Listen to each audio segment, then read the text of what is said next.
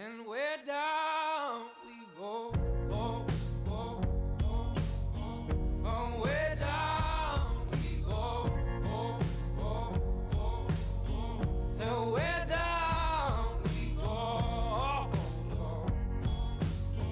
way down we go. You're listening to The Come Up. Whoa, you let your feet run wild. Hello, everyone, and thank you for joining us on The Come Up, a podcast created to showcase the talents and lives of the best young players on the rise. With me, I have Nate Thompson and Jacob Johnson. I am Michael Gross, and today we bring on a wide receiver for the Kansas State Wildcats. Welcome to The Come Up, Shane Porter. It's good to be here. Thanks for having me on. So, Shane, let's start by when you were growing up. You know, you were a multi-sport athlete. You played some basketball, a little track and field, and obviously you played football all in high school. And I guess you can say it was sort of an easy decision that you made when you were trying to figure out like which one to pursue, right? Now that you're a Wildcat at Kansas State. Yeah, growing up, I played almost every sport imaginable. My parents just wanted me to just do as many things as I can, see what I like, see what I loved. And I was just naturally, loved all sports, loved the competitiveness at it. And as I got older, I really knew football was the path for me. And that's ended up the decision I made. You can kind of tell that you and your family are K-State for life by the looks of it. Your parents both met at K-State, and your father was also a member of the football team. Your older brother, Seth, who is a junior on the team, is also a wide receiver that goes to K-State. Was this what solidified your decision of going to school for them? Yeah, it definitely had a big impact. My dad playing at K-State, my brother being there, definitely played a role in the final decision. I didn't get to play with my brother in high school, so getting to play with him in college was just a no-brainer for me. So, was this college your dream school growing up, or was there like another school that you wished you could have gone to? It was 100% a dream school. Grew up a Wildcat fan, always wearing purple everywhere, watching all the games, going to some games when I can. So when they showed interest in me, it was, kind of a dream come true. Obviously, your dad played there. He's a kicker, 15 or so years before you were born. So obviously, I didn't get to see him play, but you know, going and growing up, how many games did you go to, and what was life like, going to a lot of those games, and really growing up in that atmosphere? We'd probably try to get to one every single year. And just like seeing the older guys, like, I don't know if y'all remember Colin Klein, but watching him, and he was a beast on the field, third in Heisman voting, and now he's on the staff. And so like seeing him walk around the hallways, and he's my coach now, is almost surreal. It's like I watched you play. I watched you during the Heisman voting, and like now you're coaching me. It's kind of unbelievable. So, being from Texas, it's breeding football. That's like you go to Texas, people transfer straight to Texas just to play football. What was the atmosphere like growing up in a state that breeds such collegiate players and such great competition? I definitely think it helped me, just because like everything in Texas is it's football, like Friday Night Lights. And so the competition I think is a step up from some other states. And so like there's I got used to just competing against some of the best high school athletes, and so I think that helped me, uh, and I think it's helped me at the next level. Just kind of used to the level of competition. Obviously, it's not the same as college, but there's definitely some good guys down there. Was there anyone in particular that you played against in high school that either like you're playing against now or that is onto the NFL? Was there anyone in particular that you remember? Um, I had a few teammates who are doing really well in college right now, and Jalen Watermeyer. I don't know if y'all know him. He's a tight end for A&M. I think he had 2 or 3 touchdowns against Alabama. He'll definitely be in the league. I played against him. He torched my team's defense. Caleb Chapman was on my team, and he also plays for A&M. Had a couple touchdowns against Florida, and being a teammate with him and seeing him do some of the things on the field. he's a little older than me. So when I was a freshman and sophomore, he was kind of a senior and just dominating. It's kind of like, just seeing really good talent. So in high school, you played 2 years of varsity football, but you exploded into the scenes your junior year. You had a quarterback rating of 102.7. You had 8 touchdowns, averaged nearly 15 yards per throw with nearly 1,300 yards. What was the jump like from JV to varsity? It was a big jump. And to me, I was never really a true quarterback, but uh, the game just always came natural to me. So it was moving faster, but at the same time, it was still slow. And so I was still able to make plays, and I had great teammates. I had some D1 guys on, so they made my job a lot easier when I was playing quarterback. But yeah, the jump was kind of hard at first, but I got used to it as the season went on, and it helped me. Yeah, I got the pleasure of watching a couple of your huddle films actually. You look pretty shifty at quarterback, honestly. Yeah, quarterback was fun. Quarterback was definitely fun. Get to run around. I always loved Johnny Manziel, and so everyone always calls me Mini Johnny Manziel because I would run around a lot out there. So, after a dominant year at quarterback, you did end up switching to wide receiver for the most part of your senior year. Was this sort of just like, I know you said you're never really a true quarterback, but was this more for like a college standpoint, a team standpoint, or was it just because you knew, I'm a wide receiver at heart? Um, it's a really crazy story. And my whole recruiting process was crazy. My high school story was crazy. But it was more of a team coach's decision. I think we lost our first 2 games. Our number one receiver, who's committed to North Texas, he's playing there. He got hurt. We had a couple receivers go down, so we thought it'd be best if I had moved to receiver, and then our backup quarterback, who was a sophomore at the time, took the quarterback job. And I always knew I was probably going to play receiver in college anyway, so it was something I was fine with.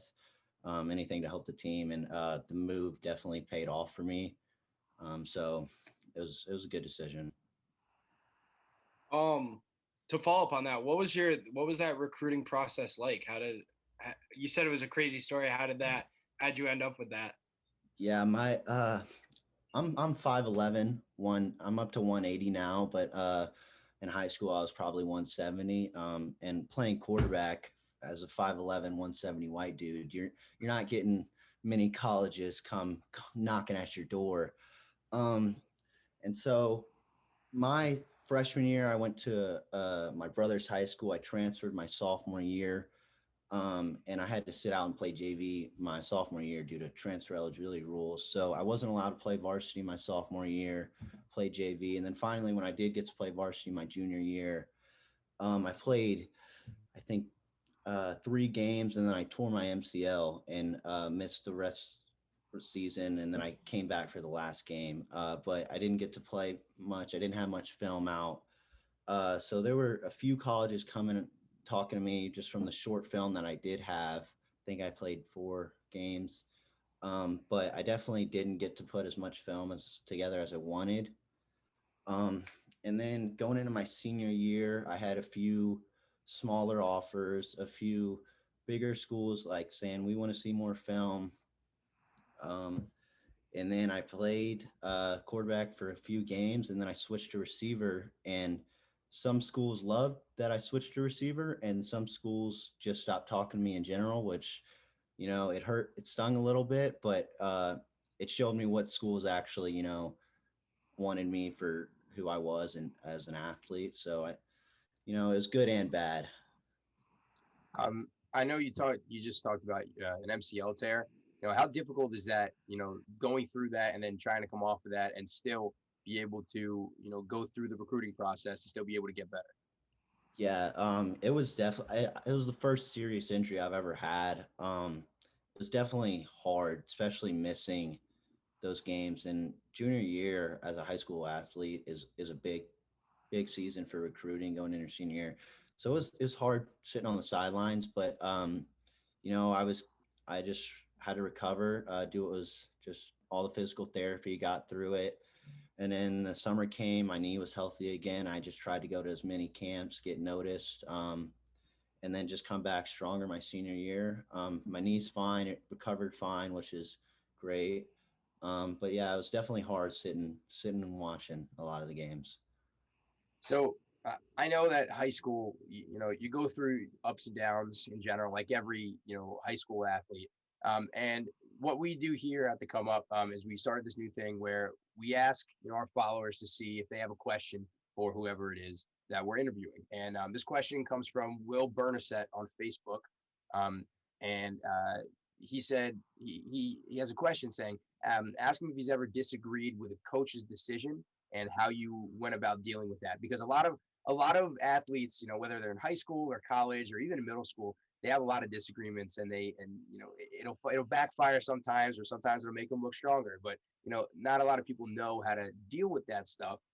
But even then, tell us about an experience you've had doing that. Yeah, I've definitely had my fair share. And again, at that quarterback movement or wide receiver, at first I was a little hesitant about it because I was getting recruited by schools as a quarterback at the time, and I knew I was going to play receiver, but I also did think I was played quarterback my junior year. I felt like I was the better quarterback too, and I felt like that would help the team win. And never playing receiver, I was a little hesitant. Like I felt like I could do it, but it's just something new. So that was definitely a decision that took me a while to get used to, but again, it paid off. But I would, for any athletes, you can't be stubborn about things. And as much as we think we are right, usually the older you get, the wiser you are. So a lot of the times coaches are right, even though you may not think so. Most of the time, the older guys, and they know a little bit more about life and football than you do. So I just listen, soak in as much knowledge as you can from those guys. So something that's really funny is I was going through TikTok, and that is actually how I found you, Shane. Is I'm going through and I see Kansas State football, so I started watching it, and then I went through and watched a bunch of your videos, and so that's really how I found you and that you played at K State. Um, and there's one of them that I saw, and it was you put the video together of all the different schools that you had got either offers from or that you went to visit. Um, so was there a school that, obviously you chose Kansas State, but was there a school that was recruiting you or that looked at you that you were also really close to deciding if it wasn't for, the family factor in Kansas State? Um, U of H came in late my senior year, after seeing me play receiver, and that was um, something that almost swayed me. I was really close. It was almost like a flip of a coin at the end, but I chose K-State. But Houston pursued me really hard as a receiver, and obviously growing up in Houston, it's kind of the hometown school. You don't gotta leave your family. Um, and I really like what the coaching staff is there. So U of H almost swayed me away from Kansas State. So so you're a big social media influencer, obviously. You've got close to 1 million followers on TikTok. How has this affected you being an athlete too? Does anything different come from it? Um, I know in high school there was a lot more chirping my way than the usual um, high school athlete. I was pretty well known just because of me being a quarterback and playing basketball and stuff. But then TikTok came, and so during a lot of our basketball games against rival high schools, I would get TikTok chants, renegade chants, and luckily I'm a guy who likes that stuff. That stuff makes me play better. So I'm making shots, and then I turn to the student section. I'll do a little renegade at them. That stuff hypes me up. But yeah, that TikTok social media, I definitely got a few more chirps and stuff like that from opposing student sections in high school. I feel like it wouldn't be surprising that, it's the TikTok boy. You hear it be called Juju Smith-Schuster constantly. That's all Yes. that's for his TikTok boy. So Yeah. when you said that, that was the first thing I thought of was, wow, I'm sure you were called TikTok boy a lot while you were playing. 100%. And I got it a little, I still get it in college a little bit, but definitely when I first got up here in Kansas State, because I got up here early January, a lot of my teammates, the older guys were, oh, it's TikTok, it's TikTok. And it's something I've been used to, but it kind of goes away as they see you on the field. They don't look at you as the TikTok guy. You're just one of the guys. So, but yeah, I definitely hear TikTok boy quite a bit. Who really like jokes with you the most? I know your brother probably gets you a little bit for that, but who on the team jokes with you the most up there? I'd say when I first got here, Deuce Vaughn. Me and Deuce Vaughn are really close. Deuce has a younger sister apparently, and she follows me, so he always gives me some crap about that and saying how she's always talking about my TikToks and stuff like that. But yeah, Deuce gave me a little crap about it when I first got up here. That's funny. One thing that I really like seeing on that is you work really well with your teammates on making them. Like it seems like everyone is, vibing with the idea of it, and they've kind of came around to it. Especially it seems like either the guys that you live with or some of the players that you're close with on the team. Is that kind of how Kansas State is a big family? You guys are all super close, and you can joke around with each other about stuff like that. Yeah, 100%. Our whole motto is family. If you walk around our facility, all the walls, it's family, family, family. And every school kind of says that, but like you walk in here now and it's like I feel like I've known these guys forever, and I met them 2 months ago. But yeah, it's really family oriented.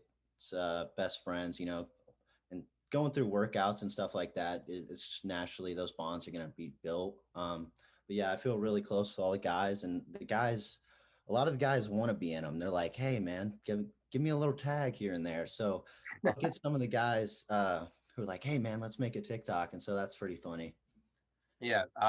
I know we didn't mean to make this the whole thing about TikTok, but I mean, it just no, it's kind of fine. came up like that. But my friend back home, I don't know if you may not have seen him. He's on TikTok. He just eclipsed 2 million followers. His name is Josh Morris. He wears this orange suit and he does it to the weekend. I know exactly who you're talking about. That's my friend from back home. Oh yeah, dude, I see his videos are always on my For You page. Yeah, that dude's killing it right now. Yeah, I know. He's killing it, and he's telling us all about his merch and everything, and like stuff that you can buy. And I think that's a cool thing. But for you, you're also an athlete, right? And I want to talk about a little bit of football too. Being at K-State last year, I'm not sure. Did you see any field time? I know it was COVID and everything, but a lot of the younger guys and freshmen, the bigger schools, they don't always see that time. But what was your experience like so far as freshman year? So I did something called a gray shirt, which means I did summer workouts, and then I didn't practice with the team, and so my eligibility actually starts this year. So I'm really a 2021 high school, or like in that class. So my my freshman year is this year. Right now, we're going through spring ball. I'll probably redshirt this year. Maybe get on a few special teams, but as a young guy, you just want to get on the field any way possible. So whether that is special teams as a receiver, running down on kickoffs, you just want to work your hardest no matter where the coaches want you, and just see what happens. So how is this spring ball going to help you gear up for the fall, really? Because that's what it's all about right now. Yeah, it's a big help. I'd say the one biggest difference from high school to football is just the play calling system. In high school, it's a lot of signals and just quick and go and easy, simplified. But here, especially because we run a pro style offense, you're going to have play calls that are 30 seconds long, and you got to know exactly what you're doing, where you're motioning. So the mental side of the game is a lot harder. And so having these 15 practices definitely helps you just adapt to the mental side of college football. So you talk about a pro style offense and how it's ran. Is this like another academic class? Like you got to study this constantly, I bet. I don't know if I should say this, but I probably study football more than I do my actual academics. But yeah, I it's 100%. It's a full-time job. You're studying constantly, watching film. Um, yeah, we got playbooks that are super big. You know, you got to learn everything. You got to learn multiple positions, learn the whole concept. So it's definitely a full-time job trying to memorize everything. So, another thing that I noticed in one of your videos was that you're currently in a boot. You have a walking boot on. I don't know if you still do. I don't know if it was the most recent one, but the last one I saw is that you had a walking boot on. What ended up happening, and what's a timeline for that? Um, it's I have Achilles tendonitis basically. So I'm currently practicing and doing the running. And then I'm wearing the boot off to just kind of relax my Achilles. So they said probably 5 more weeks in the boot. And once spring ball ends, then the recovery process will happen faster because right now I'm out of the boot, in the boot, out of the boot, in the boot. But yeah, it's just Achilles tendonitis, nothing major, nothing crazy, but just some nagging pain. And a follow up is, right now there's a guy on the team, Skyler Thompson, who is a very, very good quarterback, and um, he's highly touted in college football. How has it been playing with him? How has it been having him as your teammate? Just talk about that. I will say I think he is maybe the most underrated quarterback in college football. That he can sling it. It's ridiculous. Like I thought I had a pretty good arm, and a lot of the college quarterbacks and on our roster think they have a good arm, and it's Skyler's just a step up. It's like coming out of his hand, the ball is just faster, and he just makes decisions faster. It's not a knock on the other quarterbacks because he's been in the system for 5 years, but it's like he knows what the defense is doing before the defense is doing, and it's just fun to watch him work out there, and it's fun to catch from him. I gotta imagine that you just said he throws really hard. How is that different than any other quarterbacks that you caught from? Because most guys, it's like how hard the ball's coming in, but you just said he's a gunslinger. What do you gotta expect when that ball's coming in super hard at your hands? Yeah, you got to get your head around fast. If there's a stop route or a post route, as soon as you make your cut, the ball's going to be on you. So you definitely got to get your head around faster. You'll probably get hit in the head and be looking the wrong way and looking stupid on film. So you talk about Skyler and how great of a quarterback he is and how underrated he is, how good he is. How is this going to help you with the team and even your future football career? Like, is this going to gear you for the NFL? Yeah, I think um, just from the mental side of it, him being so smart and being in the system for 5 years, watching him work and talking to him off the field about what the defense is doing, it just helps me. I feel like get a leg up on the competition because he's just so smart when it comes to X's and O's that it's really helped me, and he's helped me a lot in film sessions and just learning the offense. So you talk about you're going to be the red shirt freshman next year. Um, what is your plans going forward with Kansas State? What do you look to do in the future, and how do you build upon that? I want to help the team any way possible. Obviously, I want to play as much as possible too, but it's 1 year at a time, one game at a time. But I got 5 years left basically, and we'll see what happens. But I want to make the most of it. I want to make plays, and I want to help our team win a lot of games, and I think we can do that. So one thing that we've asked here, it's been a common trend, is we ask about pregame rituals. Every athlete's got a different pregame ritual. Some are weird, some are traditional, but you never know until you ask, right? So I want to ask you, what are your pregame rituals and how do they differ from everybody else? Obviously, I don't know my college game day ritual yet. I'll probably stick somewhat with my high school, but in high school, I'm more of a quiet guy, try to lock in. So in our locker room, we had kind of like a bigger shower bathroom, and I would go in there. I'd have my design playlist, and I would just sit and we had iPads, and so I'd watch kind of the other team's defense and just listen to my music, kind of just slow everything down because when you get out there, it goes fast. So just kind of lock in, get in my zone, kind of be away from the team a little bit, and then once the coach comes in, just get in and get ready to go. So Kansas State has one of the most underrated, in my opinion, wide receivers to ever come out of there is Jordy Nelson. Was that someone that you idled your game after because, growing up a Kansas State fan, you watched him play all the time? Or was there another player that, you said Johnny Manziel earlier, but is there one for wide receiver that you really keened in on and try and, run the same way or catch the same way? I think if we're talking Kansas State mirroring, I think Tyler Lockett is a big guy. I think he's one of the most underrated wide receivers and route runners in the NFL. If you watch his route running, that dude gets in and out of his cuts faster than anybody. So from a route running perspective, I think Tyler Lockett, I watched him growing up. And then I think a little bit, obviously, Julian Edelman, I get those comparisons. I watch a lot of him being a short white guy. So, but yeah, I think Tyler Lockett and Julian Edelman from a receiver standpoint. And I love watching Devontae Adams. That dude's great.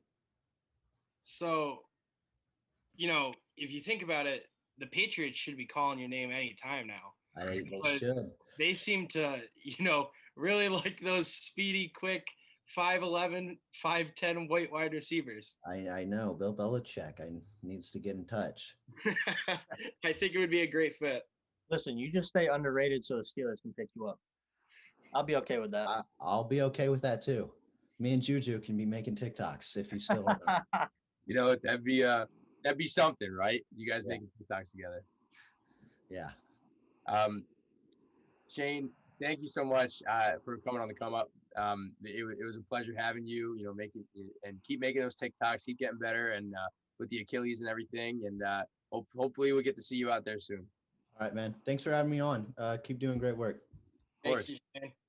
With Jake Johnson and Nate Thompson, I'm Michael Gross, and this has been The Come Up.